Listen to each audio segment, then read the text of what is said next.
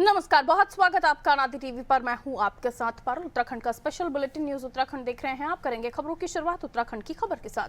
उत्तराखंड सचिवालय में आज मुख्यमंत्री पुष्कर सिंह धामी की अध्यक्षता में मंत्रिमंडल की अहम बैठक हुई। आपको बता दें, जिसमें 6 प्रस्तावों पर चर्चा के बाद कैबिनेट में स्वीकृति दी गई। बैठक में गृह विभाग के तहत एंटी नार्कोटिक्स टास्क फोर्स के लिए 22 नए पदों को मंजूरी दी गई है। श्रम विभाग में कोविड काल में लाया गया पेमेंट ऑफ बोनस एक्ट 2020 वापस लेने का फैसला हुआ है। अब केंद्रीय कानून 1965 लागू रहेगा, जिससे सभी कर्मचारियों को बोनस का लाभ मिलेगा। वहीं ईएसआई डॉक्टरों के लिए Uttarakhand employ state services scheme 2026 को मंजूरी दी गई, जिसमें कुल 94 पद तय किए गए हैं। इसके अलावा उत्तराखंड कारागार एक्ट में आदतन अपराधी की परिभाषा को पुराने एक्ट के अनुसार रखने का निर्णय लिया गया। वन विभाग में 893 दैनिक श्रमिकों में से बचे 589 श्रमिकों को भी न्यूनतम वेतनमान देने पर सहमति बनी है। साथ ही प्रधानमंत्री सूक्ष्म खाद योजना के साथ मुख्यमंत्री सूक्ष्म खाद उद्यम योजना को भी केंद्र की योजना 2025-26 तक चलने तक जारी रखने का फैसला किया गया। अगला मत हमारा ये वन विभाग से संबंधित मत था। इसमें हमारे दैनिक श्रमिकों के 893 पद वन विभाग के अंतर्गत सृजित हैं,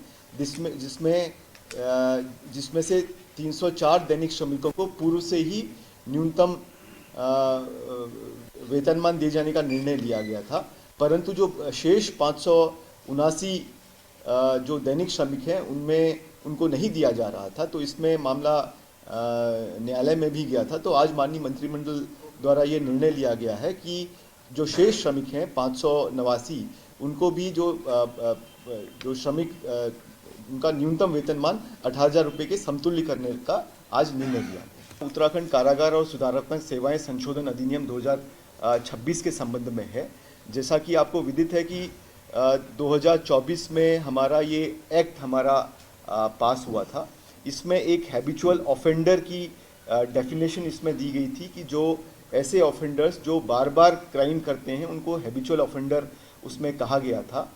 और इसमें ये कई प्रदेशों से ये मामला सुप्रीम कोर्ट में भी गया था कि हैबिचुअल ऑफेंडर की जो डेफिनेशन है, वो जो एक्ट है, हैबिचुअल ऑफेंडर एक्ट है, उसके अनुसार होनी चाहिए। तो आज माननीय मंत्रिमंडल द्वारा ये संशोधन करने पे अपनी सहमति दी गई है कि हैबिचुअल ऑफेंडर की जो डेफिनेशन है, जो पूर्व का हमारा हैबिचुअल ऑफेंडर एक्ट है, उसके अनुसार ही इसको कर दिया जाए। नार्कोटिक्स टास्क फोर्स ANTF जिसको बोलते हैं, उसका गठन किया गया था और इसमें ये व्यवस्था दी गई थी कि जो मुख्यालय स्तर पे या जिले स्तर पे या जो हमारी एग्जिस्टिंग फोर्स है पुलिस की, उनके माध्यम से ही इस ANTF में काम किया जाएगा। तो समय समय पे ये महसूस किया गया कि हमें अलग से इसके लिए पद सृजित करके अलग से भी भर्ती हमें करनी चाहिए।